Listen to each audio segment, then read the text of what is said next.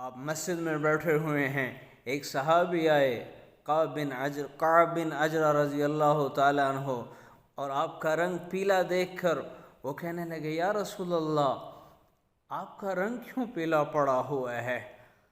تو میرے نبی نے کہا کعب آج تیسرا دن ہے میرے پیٹ میں ایک لقمہ نہیں گیا، تم حرام کما کے اپنے بچوں کا پیٹ بھرتے ہو، ادھر دیکھو دونوں جہان کی سرداریاں ہیں، لیکن پیٹ میں 3 دن سے ایک لقمہ نہیں گیا۔ آپ باغ میں تشریف لے گئے، ایک صحابی آپ کے ساتھ ہیں، عبداللہ بن عمر ساتھ ہیں، تو وہاں باغ میں نیچے گری پڑی گندی کھجوریں آپ اٹھا کر صاف کرنے لگے اور کھانے لگے۔ کہا عبداللہ تو نہیں کھاتا؟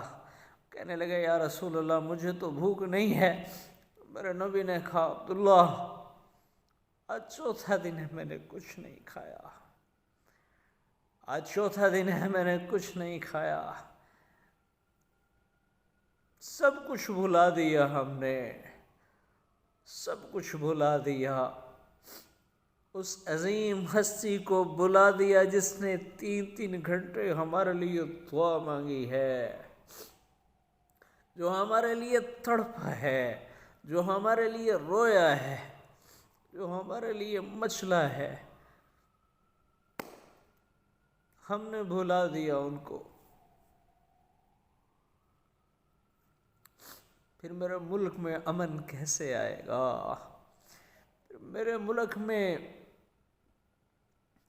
غریب کو لقمہ کیسے ملے گا جب ہر طرف ظالم ہوں، اپنے نفس کے بھی ظالم اور اللہ کے بھی مجرم، اور نبی پاک صلی اللہ علیہ وآلہ وسلم کے مجرموں سے پاکستان بھرا پڑا ہے۔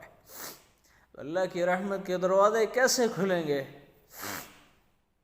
ہاں توبہ کرنی پڑے گی، توبہ کرنی پڑے گی، اپنی راہوں کو بدلنا پڑے گا، اپنے دل کی لگاموں کو وہ اللہ اور اس کے رسول کی محبت کی طرف پھیرنا پڑے گا۔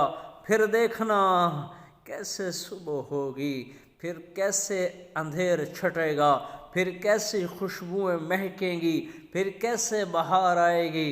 میں اللہ کا واسطہ دے کے کہتا ہوں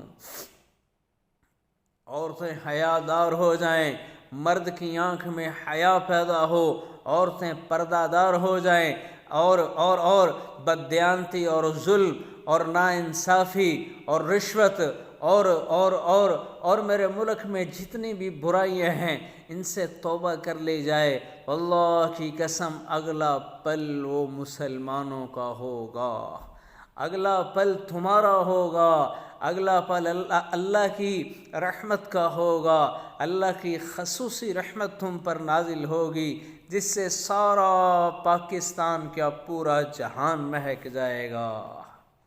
ہاں